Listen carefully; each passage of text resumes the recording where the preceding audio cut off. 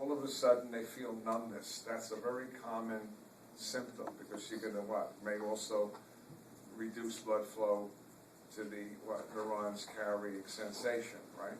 They feel numbness. You can tell because very often, not always, they have slurring of their speech and talk like this, but not always. Yeah. And they may complain that I don't see right.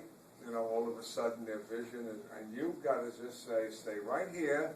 Don't even ask them. Call EMT right away. Because like your dad, he says, I'm okay. He don't want to go to the hospital. So here's the time frame. You ready?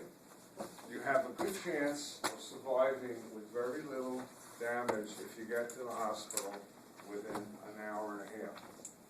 Hour is even better. But if you wait 3 hours, your damage is going to be, you're waiting just an extra hour and a half, your damage is going to be triple.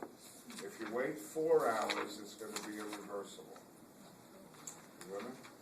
Your dad was lucky because if he healed, he must have gotten his stroke as he was getting up. You with me? Because if he got his stroke, like my grandfather did, when he was sleeping, he never knew he had a stroke, and that killed him. Okay? So, you all understand CVAs?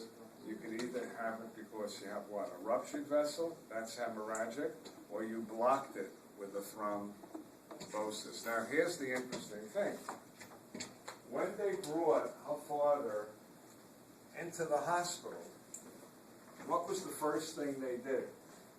What test? I You don't wasn't remember. there. You wasn't my sister, you know. So They did an MRI. yeah, they did an MRI. They did an MRI. You know why they did an MRI?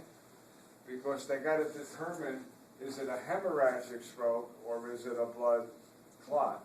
If they don't see any bleeding, then they know it's a blood clot. What drug are they going to give him? Tell them loud. TPA. Remember TPA? Right? Remember tissue plasminogen activator? What does it do?